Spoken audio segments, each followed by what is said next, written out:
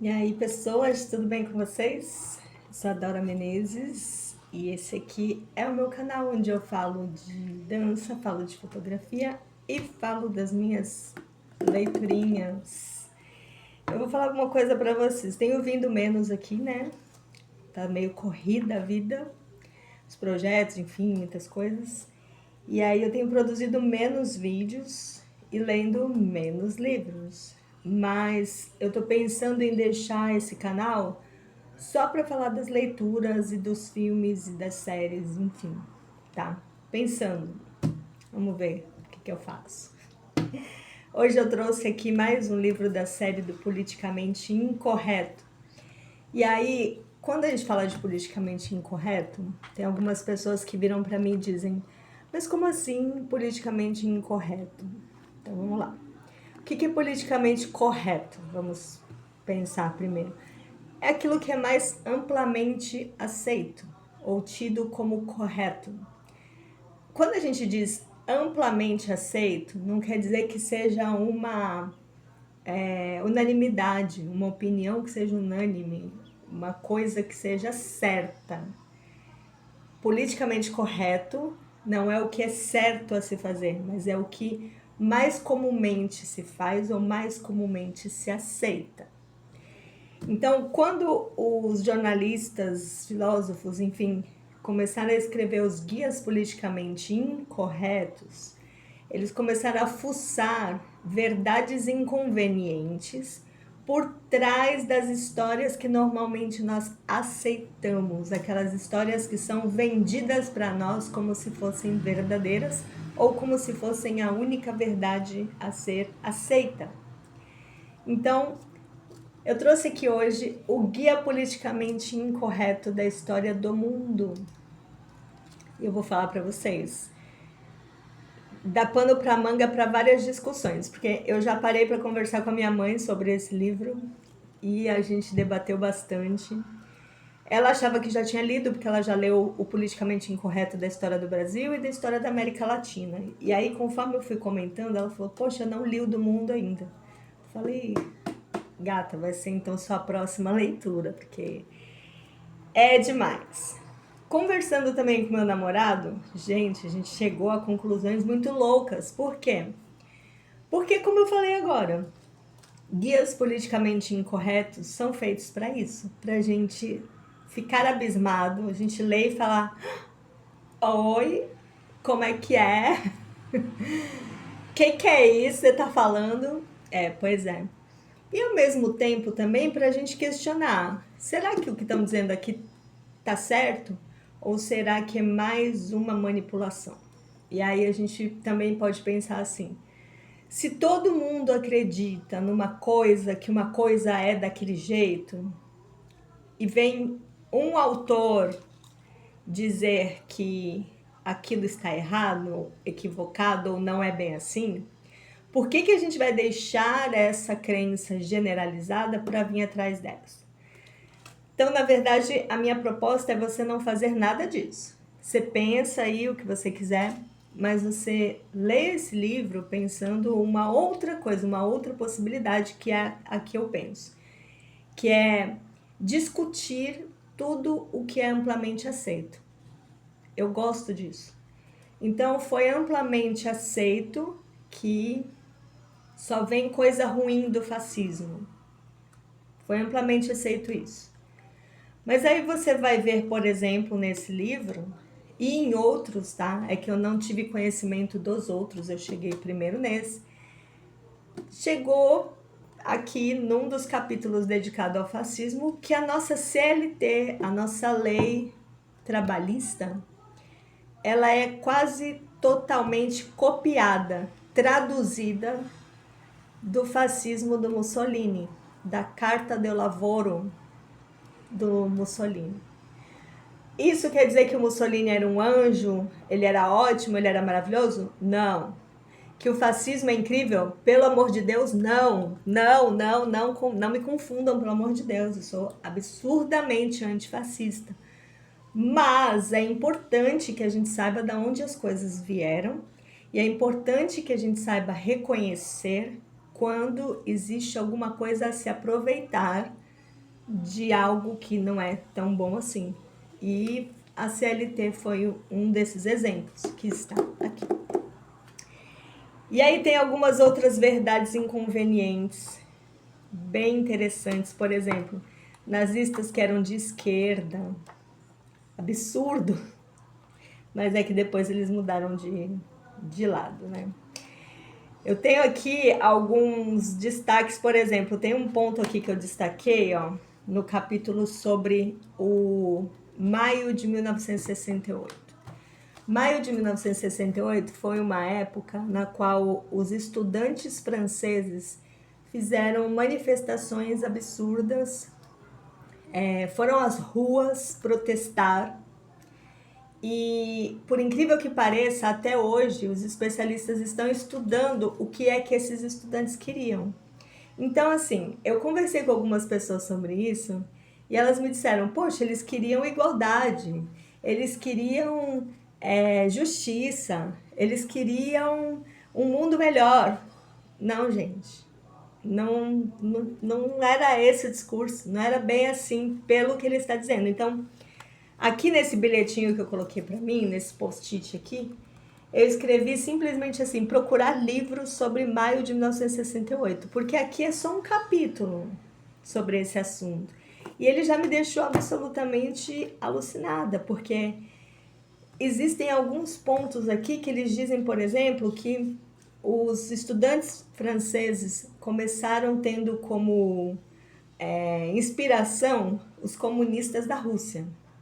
Quando se decepcionaram com o comunismo russo, eles começaram a idolatrar o comunismo chinês, o governo de Mao Tse-tung.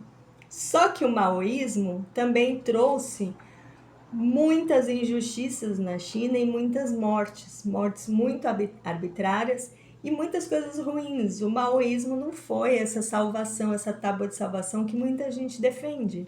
Por trás dessa história existe muita sujeira.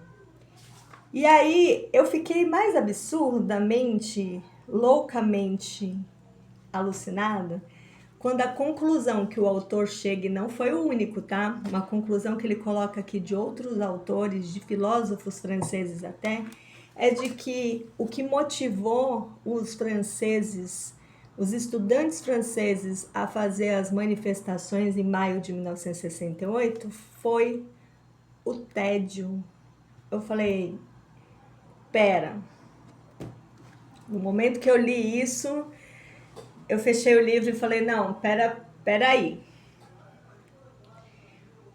Uma das manifestações mais famosas de estudantes no mundo, que inspirou poetas, inspirou músicas, inspirou cinema, Godard fez filme, enfim, foi inspirada no tédio. Eles estavam entediados porque não estava acontecendo nada na vidinha deles e foram fazer barricada no meio da rua. Não é possível. E aí fiquei com essa cara de não. E aí ele reproduziu aqui o que diziam alguns cartazes dessas manifestações. Vou dar um exemplo aqui para vocês. Um dos cartazes, um grafite dizia: o tédio é contra-revolucionário. Aí vem o outro aqui. Nós não queremos um mundo onde a garantia de não morrer de fome traz o risco de morrer de tédio. Os caras estavam simplesmente sem ter o que fazer. E aí se revoltaram. Oh, meu Deus do céu. Eu fiquei chocada. E aí, por isso, por causa do que fala aqui sobre o que aconteceu na China, do mal, enfim, e principalmente nessa manifestação toda dos franceses, eu resolvi que eu vou pesquisar mais sobre o tema, porque, gente do céu, como pode? Aí tem aqui, ó, tem um trecho que eu separei para mostrar para vocês, que eu fiquei indignada. É claro que os estudantes tinham causas e bandeiras, mas é aí que a coisa fica pior. Eles pediam o fim da proibição de casais nos dormitórios universitários, o fim dos dormitórios de casais. Tudo que os jovens brasileiros mais gostam é de quando é permitido misturar, né, as pessoas e formar casais. Não, eles queriam o fim. O recomeço das aulas na Universidade de Nanterre e Sorbonne, fechadas depois dos primeiros conflitos. O fim da presença da polícia nas universidades e mudanças no horário de fechamento dos prédios. Além dessas questões mundanas, que realmente, né, gente? Isso não é suficiente para sair fazendo quebra-quebra na rua. Bom, faziam ataques gerais à sociedade de consumo, à guerra do Vietnã e uma grande ode à Revolução Cultural Chinesa. Tirando a guerra do Vietnã e menos polícia dentro da universidade, o resto é assim, nós vamos mesmo fazer quebra-quebra, fechar a universidade para defender a cultura, a revolução cultural na China. O que a China tinha a ver com a França nessa época? Enfim, é isso.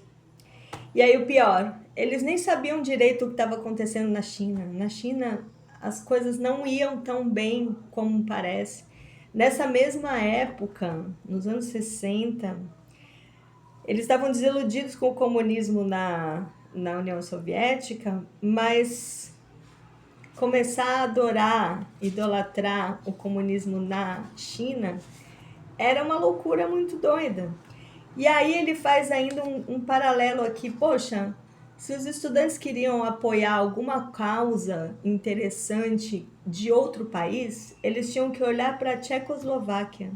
Na Tchecoslováquia estava acontecendo a Primavera de Praga, onde os tchecoslovacos estavam tentando se libertar da União Soviética. Eles estavam tentando cuidar da própria vida. E os estudantes franceses não estavam nem aí, não mencionaram nem um cartazinho sobre isso. Não era a pauta. E pronto. Gente, olha, para vocês terem uma ideia, as manifestações em Praga, elas terminaram porque os soviéticos mandaram 2.000 tanques para as ruas para bater de frente com os manifestantes. E não tem um cartazinho dos manifestantes franceses sobre isso. Isso é bem absurdo, né? Pelo contrário, né? Eles estavam entediados e isso ficou claro com os cartazes. Esse livro também traz algumas outras visões diferentes sobre um lugar que é tido hoje como, ainda é tido hoje como espiritualizado, mágico e maravilhoso, que é o Tibete.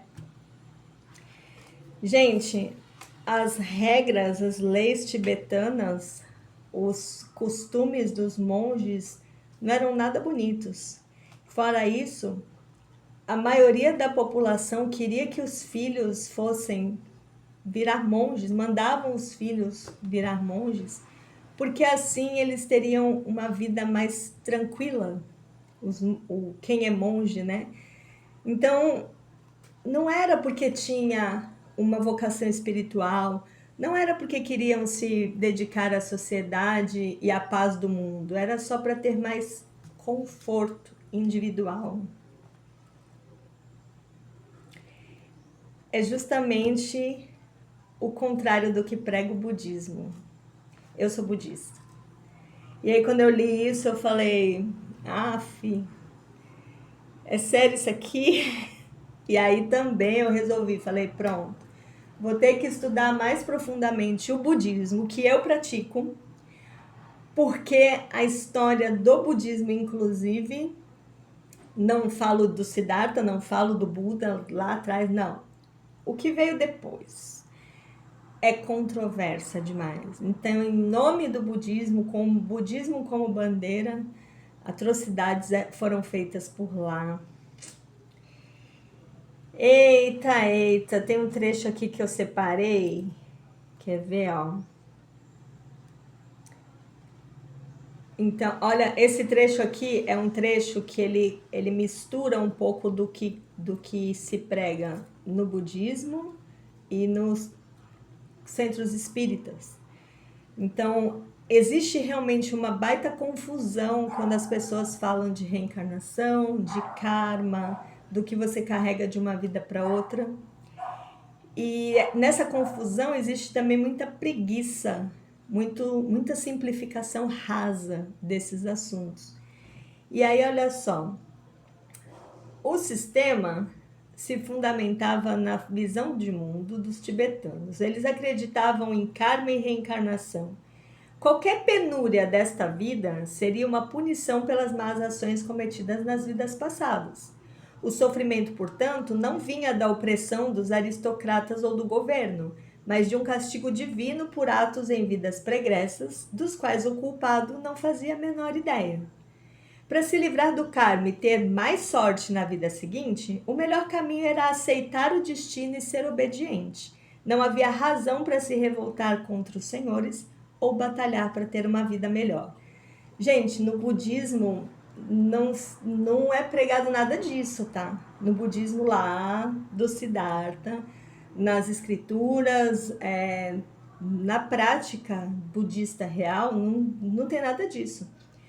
Você é dono da sua vida do momento que você nasce até o momento que você morre. Sim, o budismo ele traz essa questão do karma e da reencarnação. Sim, porque nós teríamos uma vida única, a vida do espírito, e cada passagem aqui na Terra, essa roda, né, de nascer, morrer, nascer, morrer, nascer, viver, morrer, nascer, viver, morrer, seria a roda do... Ai, meu Deus, esqueci o nome agora. Ai, a roda do Sansara. Então, a gente, para se livrar desse ciclo repetitivo, temos que praticar boas ações, contribuir com a evolução nossa, pessoal, mas a evolução da sociedade, do planeta, contribuir com coisas boas. Isso vai meio que somando pontos nas nossas existências e vai fazendo com que a gente um dia deixe de passar por esse ciclo repetitivo. Ok, mas a crença é essa, que você vai somando coisas boas. Não que quando você faz uma coisa ruim nessa vida, na próxima você tem que pagar. Porque senão você está, gente, condenado ao samsara para sempre, né?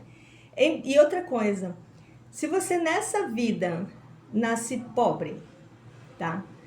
Você não vai tentar lutar por uma vida melhor? Você não vai tentar lutar para ter mais conforto, mais qualidade, mais dinheiro, para ter uma vida mais confortável, para dar mais conforto para os seus pais, para os seus filhos, para você mesmo? Isso é um erro no budismo. Você tem sim que tentar evoluir em todos os aspectos. Mas aqui está dizendo que no budismo tibetano não é bem assim. E é isso que eu vou investigar depois com outras leituras. Mas não seria bem assim. Você nasceu pobre, você nasceu subserviente numa família, por exemplo, de servos, você tem que aceitar. Você não pode querer melhorar isso, não. Você tem que aceitar, baixar a cabeça e viver assim até o fim. Porque isso só aconteceu porque na outra vida você fez besteira. E cadê o nosso livre-arbítrio? E como é que a gente vai evoluir desse jeito? Ah, mas se você for ser subserviente, baixar a cabeça e ficar bonzinho e morrer assim, na próxima vida você ganha uma recompensa.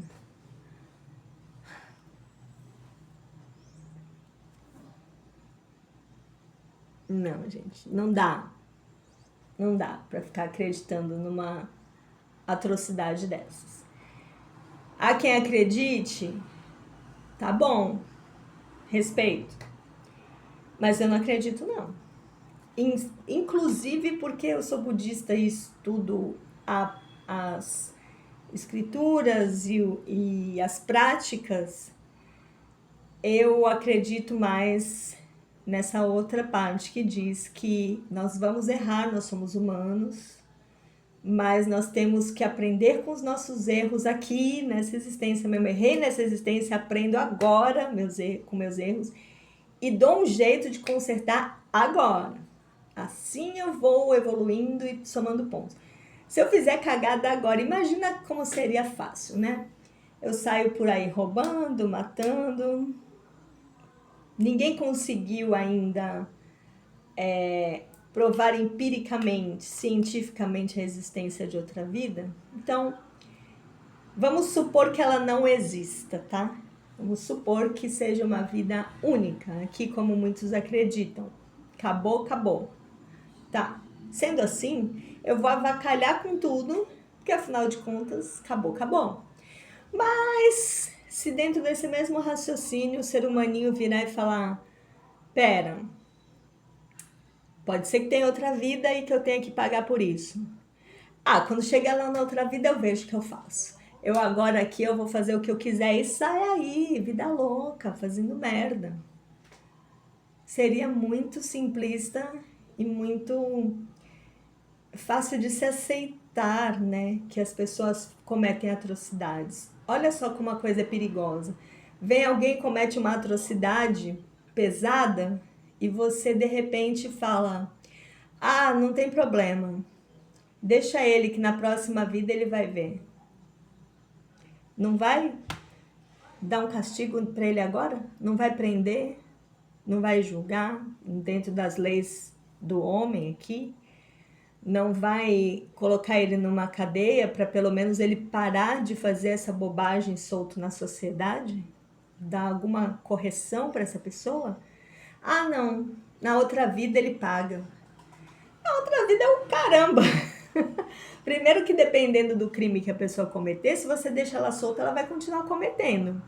E aí? Você vai ficar esperando que a outra vida surja e castigue o ser humaninho? Não dá para acreditar e levar tão a ferro e fogo esse tipo de doutrina, né, gente?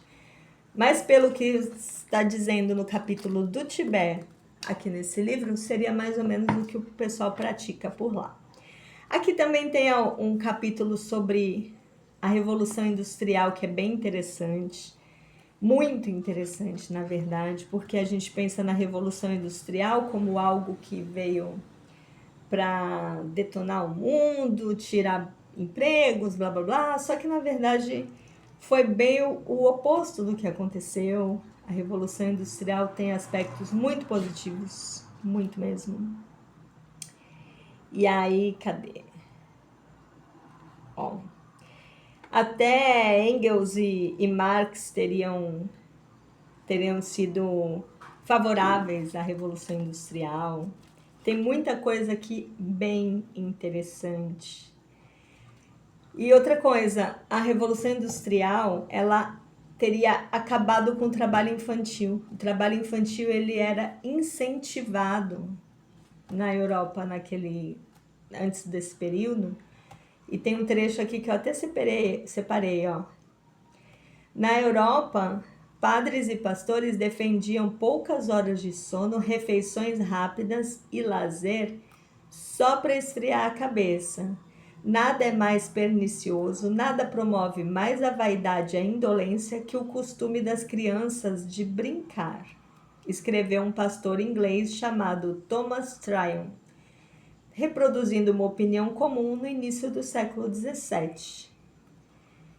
Décadas depois, o filósofo John Locke, num memorando administrativo com propostas sobre como lidar com os pobres ingleses, sugeriu internar as crianças em escolas de trabalho a partir dos 3 anos de idade, para que desde a infância eles se acostumem a trabalhar, o que não é de pouca importância para que se tornem pessoas sóbrias e diligentes para o resto da vida. Essa era a Europa de antes da Revolução Industrial. Uma Europa que colocava as crianças para trabalhar desde cedo com essas, eu vou repetir, sob essas condições. Poucas horas de sono, refeições rápidas e lazer só para esfriar a cabeça. Depois, ó, volta para a lida. Que beleza, né? Então, assim, não era só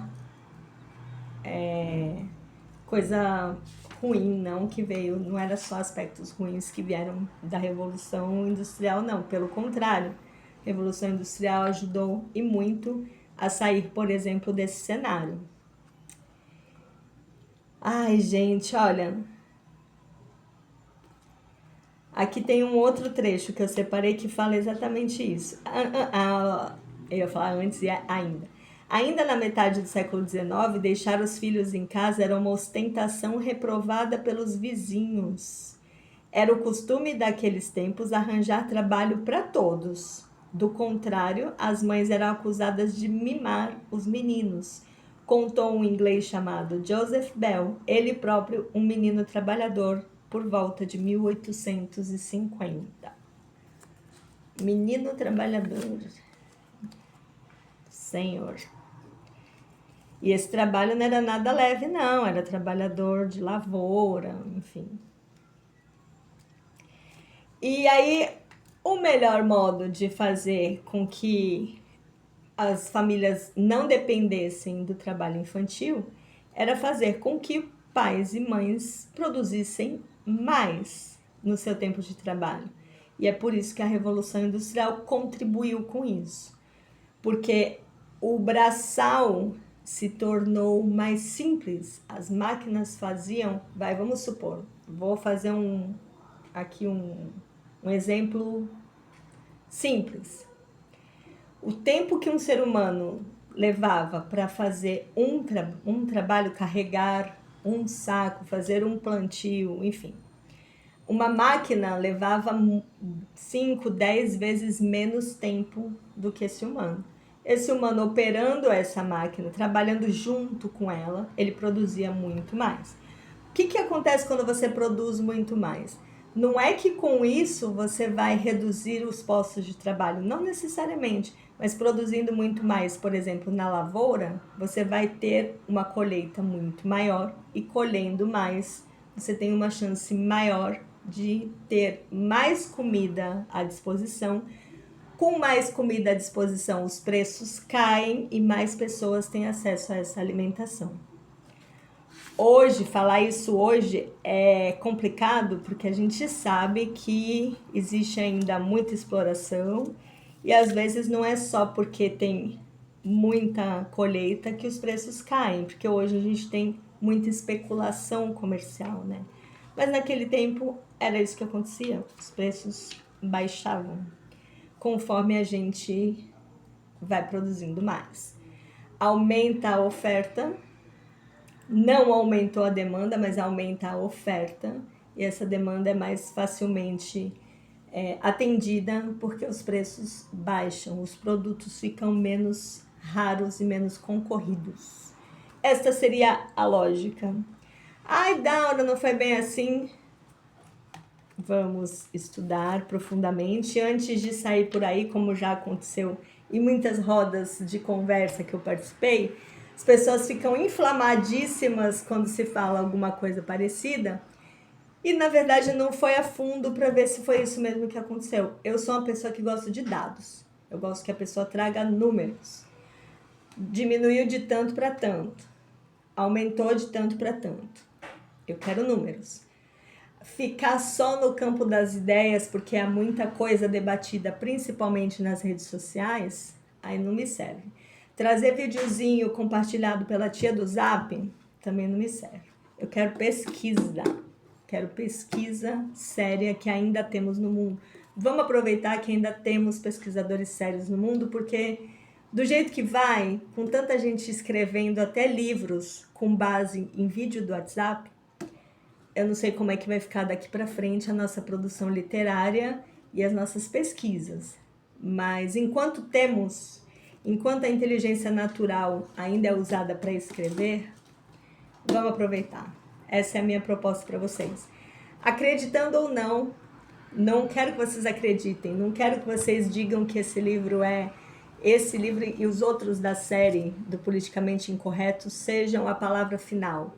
Não quero isso, mas eu quero que vocês façam pelo menos o exercício que eu estou fazendo, que eu estou achando muito gostoso, que é questionar as verdades absolutas que a gente tem por aí, tá bom? Se você já leu esse livro, se você concorda ou discorda dele, eu gostaria muito de saber. Deixa nos comentários. Beijo e até a próxima leitura. Ou próxima série, ou próximo filme, próxima dança. Vambora!